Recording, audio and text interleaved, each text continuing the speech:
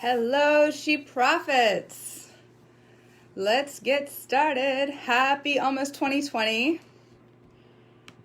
It's happening, the end of the decade and the start of a new decade. So I'm going to give everyone a chance to arrive.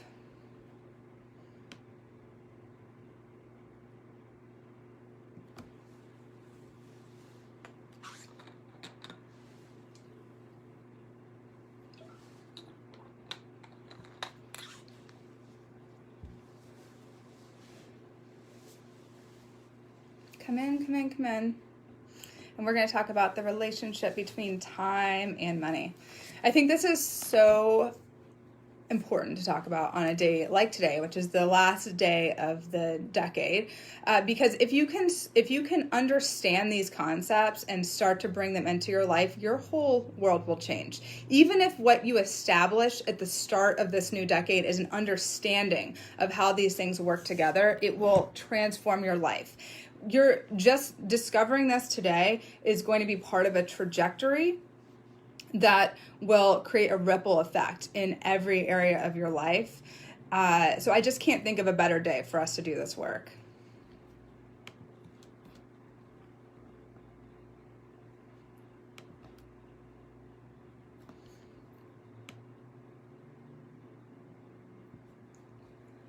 So we'll wait a couple more minutes and see if anybody shows up. And if not, that's totally fine. I can give the workshop and you all can just watch later and follow along.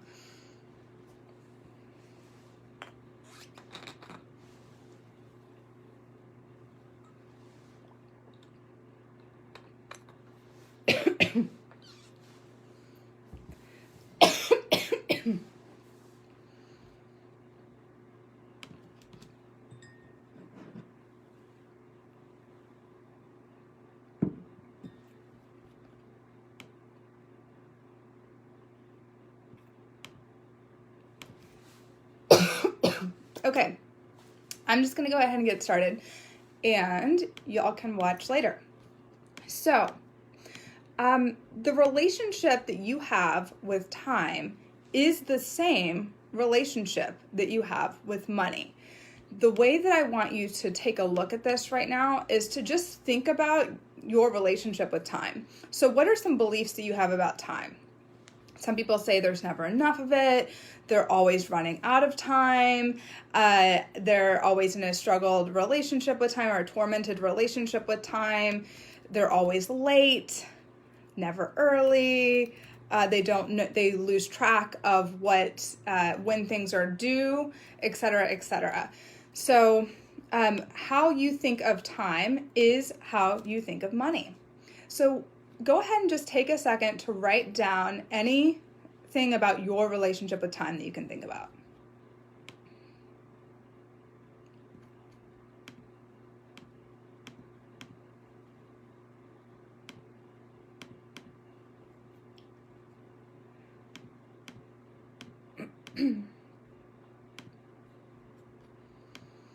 Now write down, if you could replace the word time with the word money, would it still be an accurate relationship or a reflection of that relationship? If you could just replace the word time with money, would that be an accurate reflection? And for most people, it would be. And the other thing I want to tell you is that we can often do the same thing with food. So our relationship with time, money, and food are all the same. If we tend to be deprivational around money, meaning we don't spend it even if we have it, we tend to be deprivational around food and time. And for example, we procrastinate, leaving only a little bit of time to finish something at the last minute. So that's where we chronically recreate that sense of deprivation of not having enough time. If we compulsively debt around money, meaning we keep getting ourselves in debt even if we pay it off, then we tend to debt around time. And that doesn't mean that you can never use a credit card or something like that. I actually don't believe that. I know that there are some schools of thought that you should just cut up your credit cards. That's not what I believe, but we can create a boundary around the way that you choose to use credit. Just the same way that you're going to learn to create a boundary around your time. So I'm going to go over 3 forms of working with time. Time deprivation is when we chronically find ways to deprive ourselves of having enough time by overscheduling, overpromising, wasting time on Instagram, and then having to rush somewhere at the last minute, speeding to get somewhere, putting ourselves at risk. Time deading is when you spend time you don't have. So you're talking on the phone for an hour when you said you only had 20 minutes. And a lot of people who are activists, healers, and creatives, we tend to have this kind of giving spirit alongside a self-sabotaging spirit. So those two things work together to make us really good at spending way more time than we said we would spend on something. We say no, or we say yes when we needed to say no. Maybe we really want to be able to say yes, but if we're realistic about our time, we simply can't say yes and live a sane and normal life and have an abundant relationship with time. And then we end up, once again, we end up having to rush around because we don't have enough time.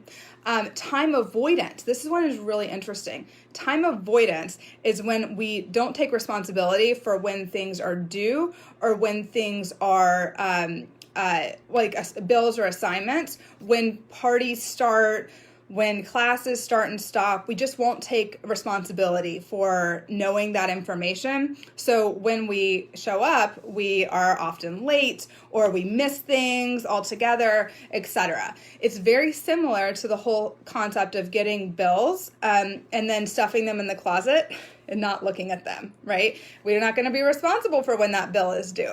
And we're not going to be responsible for really knowing the due dates and adhering to them. And that's how we end up screwing up our credit scores, etc. So it's all the same world of self-sabotage. So the behaviors that create this time deading, time avoidance, and time deprivation are all very similar. So even though they're kind of different concepts, the behaviors that get us there are very similar. Being late is one of them. Procrastination is another one. And not taking responsibility for knowing information is one. And then overcommitting. So the not saying no.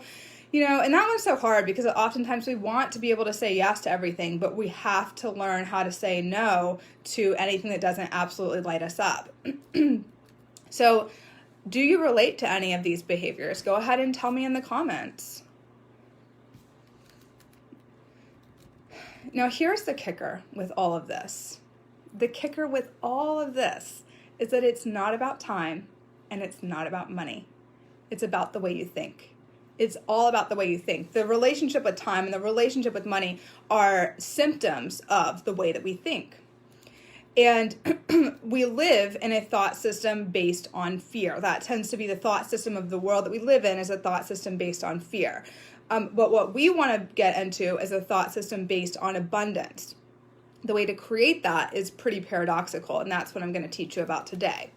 How we are anywhere is how we are everywhere. So if you tend to be this way around your money, of course you're going to be this way around your time and food and anything else that has to do with the relationship between scarcity and abundance, right? Time is a teaching device. It's a spiritual teaching device, just as money is a spiritual teaching device. Once you learn the lesson, you will be free of the need for time, but you have to learn the lesson. So what is time supposed to teach us? That's the question, is what is time supposed to teach us? And it's the same thing that money is here to teach us. Let me explain. The ego, and you can ask me any questions, even if you watch this later, ask me questions and I'll come back in and respond to any questions that you have. This is actually really high level teaching. And so it'd be very, very understandable if you have a lot of questions come up, just ask away and I'll come in later. So the ego is the part of the mind that is based in a commitment to scarcity. So the ego is the part of the mind that says, I'm not enough. So see, scarcity, I'm not enough. There's not enough. They won't like me. I better just stay small. Don't hide. Don't show up. Don't show people who you are. You're not going to be good enough. They're not going to think you're cool enough. They're not going to think you're smart enough. That's the ego. It's full of shit, right? So the ego is invested in the past. That's how it's able to come up with all these lies. The ego is invested in the past. when the ego looks on the past, it sees, whoa, the past was really scary. The past was bad. And so it then throws the past into the future. So it's like, well, if the past was really scary and that childhood was really scary, remember, we've probably talked about this before, ages 0 through 7, your mind is on alpha and theta waves, which are the same as in hypnosis and meditation. So ages 0 to 7, your mind is looking around and telling stories about the world. And some of those stories are good, but a lot of those stories are limited in their thinking. But when we tell those stories, we come up with beliefs, and then those beliefs become the beliefs that shape our lives. So the ego looks based on the past, so it looks out at the world based on the ideas it came up with in the past, ages 0 to 7, and it says, whoa, the world is a scary place. The world is a scary place. And it throws the past into the future. So it throws fear into the future because a lot of those beliefs are based on fear. Deprivation, debting, and avoidance all stem from one thing: fear. That's all it is. So we can demystify it all right now. It's actually really easy to talk about because it's just fear. That's all it is. Fear makes things appear real that aren't real. So there's nothing to fear. There's literally nothing to fear. You are powerful. You are abundant. You have everything you could possibly need for infinite wealth right now. You have all the time in the world. You have all the time in the world. Fear just makes you think that you don't. So fear creates a context in which only scary things can occur. Let me give you an example. So I don't know if you have anxiety, but that's been a big part of my past, was having just massive anxiety. And when I was in like an anxious state, which would come in these big waves of everything that would occur would seem really scary. So if my phone rang, I would be like, and I would answer the phone, what's wrong? Just the phone ringing would be scary. Like just hearing a noise outside would be scary. Like if a car was driving by would kind of like jostle me. So when you're in that fear mentality, it makes you see things that aren't there. Another example, if you don't have anxiety, a more common example would be, if you're in the dark somewhere. A lot of people are just, naturally, if you're outside in the dark and you see something in the distance, you might tell yourself a story, oh my God, that's a person coming toward me, or something like that. So anytime you're in fear, you're going to create a context of where scary things can occur. So the ego throws fear into the future over and over and over again by having us act out of fear and scarcity and create more fear and scarcity. So it tries to just keep generating this fear. But here is the truth about time and money. Time and money are not real. Time and money are not real. And I know some of you all are spiritual teachers, are healers, and know this as a concept that time isn't real. You know as a concept that money isn't real. But until we actually transcend time, which means we master time and we master money, until we do these things, we're actually still beholden to the concept. So we need to be able to master and transcend in order to get to the next phase of our spiritual development. Now, and this is absolutely, if you're an activist, oh my God, we need you to know this. If you are a creative, oh my God, you need to master time, because time is what is necessary for you to create your masterpiece. This is what is necessary. So let's go back. So they're both teaching devices. So they're not real. Time and money aren't real, but they are teaching devices to help us, to free us from fear so that we can experience infinite abundance. The only time that is real is right now. So I just want you to take a moment to just take a deep breath and just look around you and know that this is all that's real. Is right now. There's nothing to fear. This is the only thing that's real. The past does not exist. The future does not exist. You can't see me, but I'm like using so many hand motions right now. The past and future don't exist. This is the only time that's real. It's just you and me having this conversation. There is infinite abundance right now. infinite abundance. A Course in Miracles says infinite patience yields instant rewards and instant results. So when we don't put the pressure on ourselves to have something happen right now, whether it's something we're waiting on to happen, or a concept or an idea or a burst of creativity to pour through us, if we don't put pressure on ourselves to create that, we will actually, if we can be right in the present moment, we are releasing the resistance to that thing happening, and it's more likely for it to happen. So on a metaphysical or energetic level, once you release resistance on that thing to happen right now, and you just kind of surrender, then you create a pathway, an energetic pathway for it to happen right now. So that's the paradox. You have to stop wanting it to happen right now in order for it to happen right now. Infinite wealth is available right now too.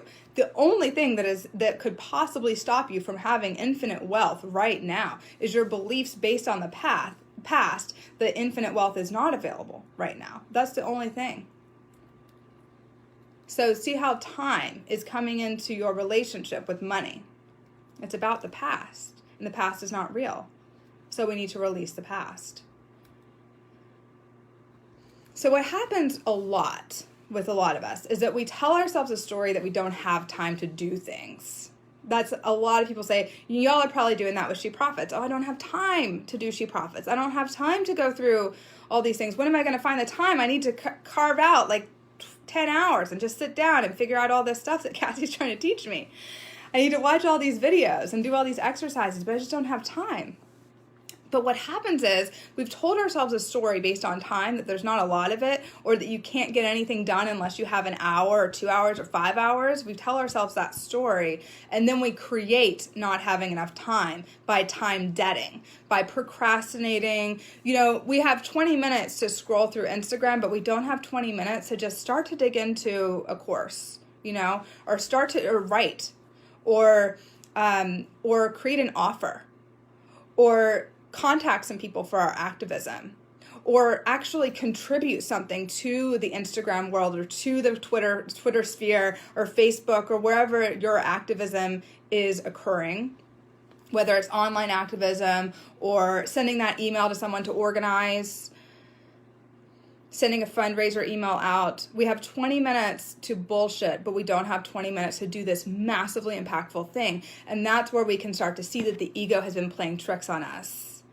So often the thing we cut out of our lives things that would actually transform our lives. We're like, oh, I don't have time to do that transformative thing, but I'm gonna definitely find 20 minutes to have an argument with my spouse or partner or roommate, right? Or I'm gonna have 20 minutes to do something that isn't really gonna make a long-term impact. Twiddle my thumbs in the morning when I could be doing something that's really going to change my life. And it's not even about, and we're going to get to the paradox about how to handle that tendency, because we all do it. I do it. We all do it. And as I was coming out, I really started this journey of transcending time, my relationship with time, in 2017. This is in my relationship with time and my relationship with money changed together in 2017. I made a commitment to change my relationship with money in 2017, in January 2017. I said, I will change my life around money. And I have massively changed my life around money. And then I also said, and then in the course of doing that, I changed my relationship around time, because you can't just do one. You must do both together. So right now is the closest approximation we have to infinity and eternity. Now is the closest approximation that we have to infinity and eternity. It is also the place from which we receive the divine downloads to answer our questions, such as God, universe, spirits, ancestors, can you guide me about how to build this email list, how to write this chapter of my book, how to create my brand, how to structure this offer, how to transform this area of society? Can you guide me? That is where the place from which we receive the divine download. So we must be in that now space of eternity and infinity to receive the download. What becomes possible for you in the now? So I want you to just tell me that in the comments. What becomes possible for you in the now? I'll tell you one thing that becomes possible. Endless time becomes possible. Endless time. So you choose to have enough time to do all the things that you want to do. You choose. You choose to be time. You create time because you are time. So you actually start to create time in your life. And from my experience, the more money I make, the more time I have. The more money I make, the more time I have. It's not like the more money I make, the more stressed out I am about time. It's honest to God, the more money I've made, the more relaxed I am, the longer I get to spend meditating. And this is a belief that I have, and it's been a reality for me, is, you know, the more time I get to spend with my son and my husband, the more time I get to spend with my family relaxing. That's the relationship. The more stressed out I am, and the more the poorer my use of time, the less money I was making. The most stressed out I've ever been, I was making the least amount of money. So how do we make all these concepts practical? Because that's what we need to do, is we need to bring them down from the from the metaphysical up there space to really making them real in your life. So the first thing I'm going to suggest, and this is something that I did for myself that was so life-changing, I created sobriety around time. And what that looks like is I often use the word sobriety because I think that it's good to have a clear start and stop space on something. And that's what sobriety does. It creates a clear space where, like, this, nothing gets in here that's not what I say it is. So if you have sobriety around time, you're like, this is what the boundary of my time looks like. Nothing else gets in here, and nothing else. And if I transgress against that, I've broken it. Right? And it's not to say that I'm bad. So we're going to get to that in a minute, because we also need to know how to work with our ego. The ego wants us to think that we're bad and think we've messed up all the time, but you can't mess this up. You cannot mess this up. Honestly, you're on a trajectory, so you're going to just keep growing, and you're going to keep moving toward whatever it is that you are meant to be experiencing around time. As long as you have these concepts and you try each day to put a little bit in place, you're going to change your life. I promise you that. I did not start out the gate perfect at this, and I'm still growing in this area, because we constantly grow in this area. So it's the same thing around money. Like, you constantly look at your, not constantly, but you every day take a look at how your energy around money. Every day, take a look at your energy around time. They're going to be the same anyway, because it's just your energy, and it's just the way that you're thinking about your life. So the first thing, create sobriety around time. So for me, that is, I choose not to be late. I choose not to be late. Not to appointments, not in paying bills. I just choose not to be late. And that is what sobriety looks like. I was somebody who was massively late everywhere I went before. I mean, like 15, 20 minutes late, and I hated being late. So if you're a late person, then you probably know that you don't like it. You are embarrassed. It doesn't feel good. You think, oh God, these are all the things people must be thinking about me. And then you get there and you're like already starting at a deficit. So that's part of the time debting, is that you feel already that you're starting at a deficit in the room. You're having to come back from something. You're having to compensate for having, notice all this money terminology. So a deficit, compensate. I have to compensate for being late. You have to make up for it. So for me, starting out with not debting in the time, when I say I'm going to show up somewhere, showing up early, that starts to put me in abundance around time. So time isn't real, but at the same time, we must work with a high level of structure in order to transcend time. That is the paradox. And once again, as you're becoming sober in this area, it will not be perfect. So you just do the absolute best you can. So choose to arrive 30 minutes early places. Choose to be very prepared and arrive very early. So tell us in the comments what your time sobriety might look like, or will look like. The next thing to do is to address your fears. So procrastination is fear, avoidance is fear, being late is fear, overcommitting is fear, not saying no is fear. All that is just fear. So what we need to do is do a fear exercise around it and listen to the fear meditation. And that will start to release your resistance to actually showing up early or showing up on time. It will release your resistance to doing what you have to do earlier than the very last minute. It's really fear, I promise you. Sometimes it's fear that we're going to be great at something and then we're afraid of the responsibility. Sometimes it's fear that we're going to find out that we weren't really that good at it after all, or that it's not going to work, or it's going to be harder than we expected. So we do that fear. Oftentimes it's a combination where we have duplicitous energy where we're actually experiencing both fears at the same time. We're sending the universe all kinds of mixed signals, and it has us completely feeling stuck. So just do all those fear exercises and just take a little bit of time. Spend an hour doing your fear exercises around time. And set a timer to do it. So tell us what your fears might be.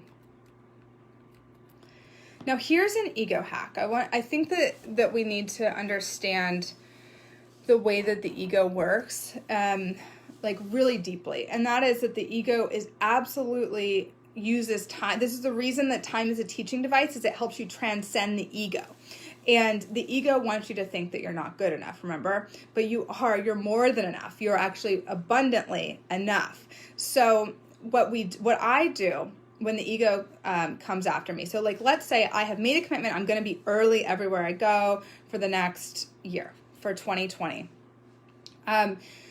So then something happens and I end up having to be late. Something beyond the train has a delay, or something occurs. Somebody comes to me crying. I get a phone call from someone who's upset. Something happens that changes the trajectory of my day, and I end up being late.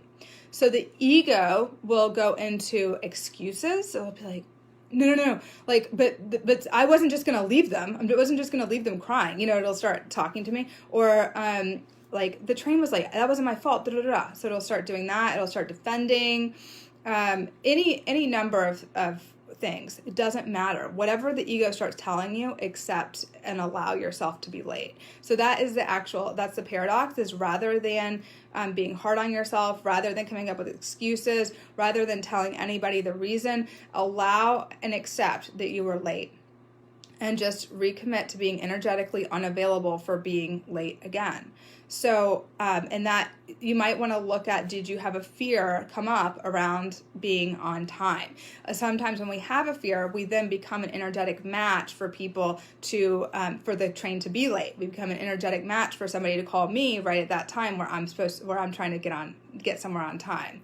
And so you allow yourself to be late, allow yourself to be judged for being late, and accept any consequences. So that's what I would do. When this happened, I remember several times I would be so committed to being on time, and then something crazy would happen where I would end up having to be late. So on the drive, I would just take deep breaths and say, it's okay for me to be late. It's okay. It's okay for people to judge me. I'm not going to tell them why I was late. I'm not going to make any excuses.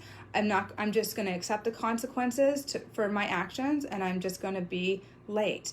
And then when I got home, I would say, okay, what was the fear around being on time that allowed me to be a vibrational match for being late again? So what was the fear? So I would look at that fear and then do the meditation to release that resistance and keep trying again and again. And so I would do that over and over again. It's really learning that self-talk that's not going to be more like, you're bad, you didn't do it, oh my God, yet again. You want to let that go so that you can really be a loving presence for yourself. And that is going to help you be an energetic match to things being easy, to all the lights being green, to the train running right on time, to just going to feel like the wind is at your back as soon as you can get into that space of allowing and non-resistance. Non-resistance, we've talked about this before, is the spiritual key to everything, honest to God. So the next thing that you want to do is to be structured as fuck. So this is the paradox, is that time is not real, money is not real, but in both areas, we must be structured as fuck. Like, I am talking about being militant about these things. So you're going to be as vigilant about your time as you are about your money. You're vigilant about your money because you do your finances once a week. You look at your bank account every morning, right? Don't ya? And so now you're going to map out your 24 hours in 15-minute intervals. So you'll map out your 24 hours and 15-minute intervals. This is a practice that we see in a lot of different places, but this is a really, really good practice in the beginning. I personally don't believe it's a permanent practice. I believe that for this to be a permanent practice would actually disconnect us from God. I think it's a practice that we return to, that maybe for a year you want to practice this to get yourself into the rhythm, to start to learn how to work with time, to see how much you're actually capable of. The Course in Miracles says those who have accomplished the most on this planet, so like think of Beyonce, think of Oprah, think of the people who have accomplished the most on this planet have accomplished only a fraction of what we're all capable of. So what that means is that we can use time in such a way that we're literally transcending the quantum field. So what we want you to do is start with this very structured time so you can start to see all the things that you're actually capable of, all the ways that you might be using and misusing time. It's never ever to be hard on yourself. So please never use this to be hard on yourself, only to gather information. So you're on a trajectory. You're not being asked by the universe, by me, or by anybody else to be perfect at this immediately. You're asked to just go on a journey with your relationship with time and money. And that's what this is about. So mapping out your 24 hours in 15-minute intervals. You literally write in it. I mean, you might start at when you wake up. So let's say you wake up at 8 a.m. or 7 a.m. or whatever it is. You say 7 a.m., 7 to 7:15, 7:15 to 7:30, 7:30 to 7:45, 7:45 to 8 a.m. And you keep rolling like that all throughout the next 24-hour period. So even including when you sleep. This is what you're going to notice as you implement this time structure. So what you're going to notice, you're going to map it out and then you'll follow it, right? This is what you want to pay high attention to. Notice, first of all, where you are being unrealistic about how long things take. So you might have given yourself 15 minutes to do something that takes 2 hours. And so just make a note of that. So remember, you're on a trajectory, you're on a journey. You're going to start noticing it right now. And what happens after you notice that is that you can then make adjustments. So let's say you notice this is a 15-minute. This was a 2-hour-long process that I scheduled 15 minutes for. Make a note and change it in the future. So you're getting down to, instead of, a lot of times when we're doing this without really mapping it out for ourselves, we just kind of are like, oh shit, that took a lot longer than I expected. Next, rather than actually stopping, assessing, bringing our consciousness to it, we just keep moving on. That's how we get to be so ineffective in our lives. But the way that we become effective is by taking a moment to really sit down and look at the time that we're using. That is how we start to transcend time. So the next thing you want to do is notice where you give yourself less travel time than you need. So sometimes we tell ourselves it's going to take us sometimes we give ourselves 0 time between these 2 places we need to be. Oh, no. We need to be sure that we give ourselves time not only to drive somewhere, so it's not the amount of time that GPS says that it's going to take somewhere. So let's say you map it out on your GPS and it says 30 minutes. It's not just 30 minutes that you need. You need time to walk out to the car. You need time for something unexpected to happen. You need time for, did you want to get a coffee on the way? Well, you're going to need to add that time. Oh, did you want to have time to get out of the car and to walk into the place? And do you know where the room is or the unit is inside the building? Or do you need to give yourself time to look for it? So really thinking through all these different aspects of the time. this is literally training your mind. This is why you don't have to do this forever, is because you're doing this right now as a mind training. So you're training your mind to work with time differently. You're training your mind. So while you might spend 1 year mapping these, or even 3 months mapping this out in your days out in 15-minute intervals, you might find that after that amount of time, you naturally see how much time it takes to get somewhere on your Google Maps, and then add, okay, well, I gotta have time to get out to the car. That's 5 minutes, then 5 minutes or 10 minutes to get into the building, and I'm going to stop at Starbucks. That's 15 more minutes. So then you would naturally give yourself, an hour to get somewhere. So this is about training your mind. What next? Okay, so you want to notice for yourself where you don't give yourself padding after an energy intensive experience. So you'll then want to notice what is an actually energy intensive experience for you. So for some people, that's teaching a class. For some people, that's writing an email might be energy intensive for you, especially if you're breaking through a block around putting yourself out there or writing an email. So you want to give yourself 5 minutes to process or to relax.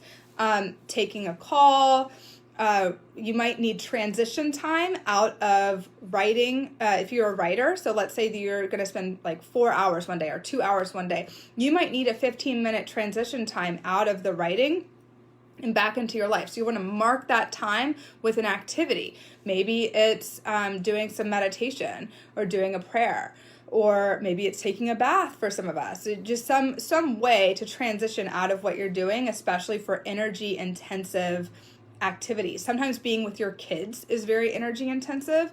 And so maybe after you put them to bed, you then give yourself 15 minutes of just meditation, breathing, bath, just throwing the bath out there, whatever it is that you need to transition out of that period. And that will then give you an energy boost as you move into the next phase of the day or the evening. Notice if you don't give yourself enough sleep. If you know that you need 8 hours of sleep per night to be a high functioning human being and you're only getting 6, then obviously you're going to need to add some more time. And so you're going to have, what you'll want to do is just pray about what you could do to give yourself more time, to create time. Remember, you are time. You create time. Time isn't even real. You made it up. We made it up. So you get to create how this time works for you. So what do you need to do to have 8 hours of sleep? Do you need to have somebody else cook dinner? Do you need to make all the dinner on one day a week and just use the same big container of rice every day? Do you need to solicit the help of someone? What do you need to do to get 8 hours of sleep? Notice where you don't give yourself schedule time to relax and to be social. So if you have 24 hours over and over and over again with no social activity and no relaxation, that is going to set you up to be exhausted. And we're social beings, so we need that social element. We need relaxation. And in fact, I'm a big fan. Like I said, the more money I've made, the more relaxed I am. So the more moments of relaxation I schedule into my day. I think I don't remember if I mentioned this earlier. I meditate and pray and do my spiritual work for 1 hour each morning. I sometimes do another hour to transition back into my family life. And really practicing those elements of relaxation are so important to feeling really, really powerful and being plugged in. And to using time appropriately. So when we're really relaxed, we'll get downloads about how to better use our time. If we're stressed, we're in fear, and fear puts on the blinders. So then we don't see really good ways we could be using our time. I just realized I need to mention my interview with Kate Northrup. She talks about time in her book, Do Less. And she talks about time in the interview, about time being circular. So if time is not linear, which is a patriarchal way of thinking about things, if time is a circle, you're never going to run out of time. There's just always more and more and more time coming for you. And so that's a new way to think about time. I recommend watching that entire interview. She is amazing, and her concept on time is so incredible. Okay, so we're back to this. So Then you want to notice where you transgress against your own schedule. So this was a big one for me. I would make this whole schedule for myself, and then I would transgress over and over and over again against my own time constraints. So I would say, okay, you get 20 minutes for this, and then I would just be like, looking out the window and like choosing not to do my own plan. And so what that meant for me, because we don't want to make ourselves wrong for it. You don't want to ever make yourself wrong. Just allow yourself to just notice it. So I was just noticing that I was just, at a certain point I would kind of stop playing along with my own plan. And what I noticed is that I needed to be able to do less each day. I was not cut out for these like long extended periods of work like I thought I was. And that was actually fine. Then I cut out everything that wasn't absolutely essential, and it ended up being so much better for me. So anything that wasn't highly, highly impactful, I stopped doing, or I found a more efficient way to do it. And I'm happy to talk about these things if you have any questions about them. So of course, ask me any questions that you have. So you'll want to notice if you transgress against your own time. You don't want to make yourself wrong. You just want to be aware of what's going on. So let's see. Where were we? Okay, finally, this is my favorite part. This is one of the biggest game changers for me. Notice where you need help. So do you need to hire someone? I hired my first assistant before I could afford her.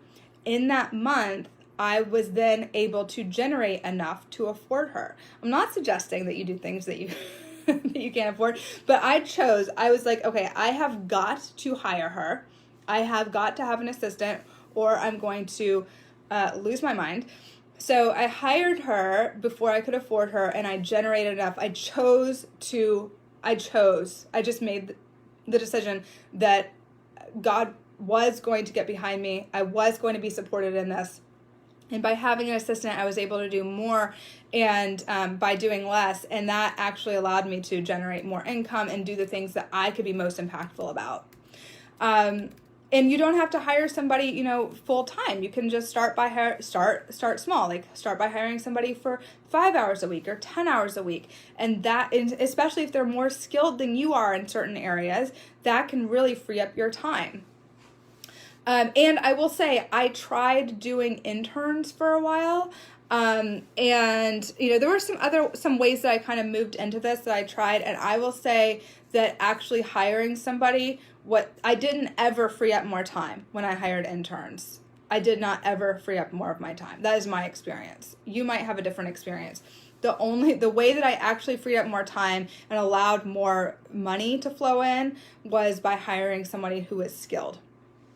I hired my first person to help clean my house before I had time, and that has saved me hours, not only because of the actual time that it takes me to clean my house. It's not just that time that they save, because when you're cleaning your own house, you're like, oh, I should look through all these things I haven't looked through since 1997.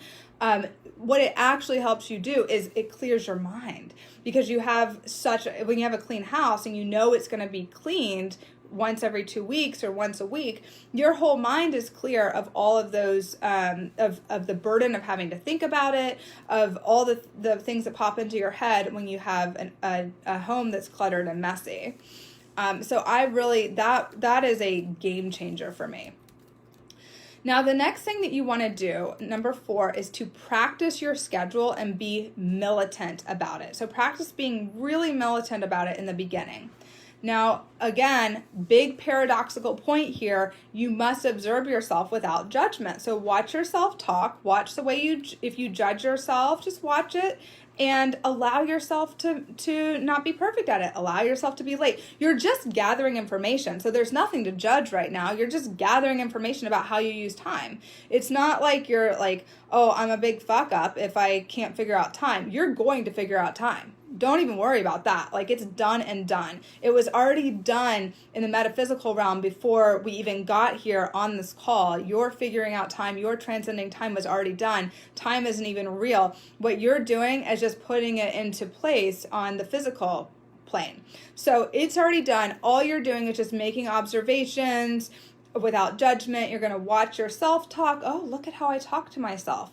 When I'm late, I start talking to myself or defending myself against others. Oh, that's interesting, because I know from my own experience, I know from what Kassi told me that actually creates more resistance. So instead, I'm just going to let myself be late and let people judge me. Okay, no problem. And then you're going to watch yourself if you transgress. Oh, I set this up for myself, but I keep violating my own rules. That's interesting. I wonder which rules that really don't work for me. I wonder which time boundaries really don't feel right to me because I keep transgressing against them. You're going to allow yourself to not finish things, and you're just going to allow and bring your attention and your presence to it. So that is really what you're doing. You're bringing your presence, time, to your relationship with time. This is where the big paradox starts to happen. And so by bringing your presence to your relationship with time, you're already winning. And over time, what's going to happen is you're going to change your way of thinking about how you're using time. You're going to start to create a reward for yourself, where when really good things happen as a result of your spending your time well, or as a result of your saying, oh no, I do have that time. I do have time to do this thing that's going to do great things for me. I do have time for that. I don't have time for the excuses my head is telling me right now. I don't have time for that, but I do have time for this really good thing for me. By doing that, over time, you're going to actually train your brain to think differently, and then you'll be able to release some of these structures. I still make, a short list for myself every day, that feels good, and then I delegate whatever I don't want to do that hasn't already been delegated. I put a lot of systems in place so I don't have to think about what I have to do. I have hired more people over the years, and it's really a wonderful relationship with time. It did not start out this way. It started out overwhelming, frustrating. I felt like I was drowning in my life. I honestly felt like I was absolutely drowning in every area of my life. Like I was never going to get this off the ground. As we're leaving 2019, I've looked through a lot of my old photographs over the years, and especially in the past 3 years, I was able to look at these photographs and remember, oh my God, I know what it felt like to struggle like that. It was so painful. I could see, I had memories around these different images. I even have a picture of the $20 that started my business. Somebody literally gave me $20 to start my business, and it just blows my mind that that's how it started.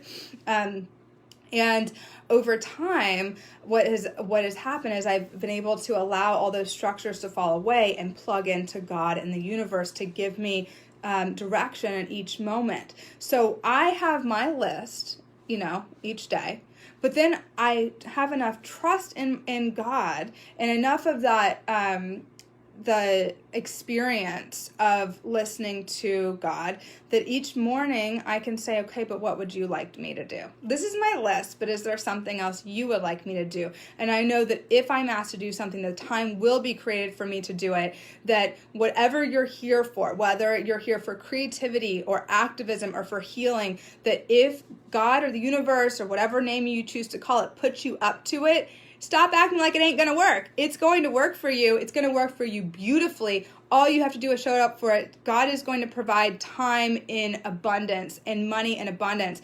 Just keep showing up for it. Do this work around just looking at your relationship with time, and gradually it will start to change. Please feel free to ask me any questions that you have in the comments. Happy 2020. I love you all, and I'll talk to you soon.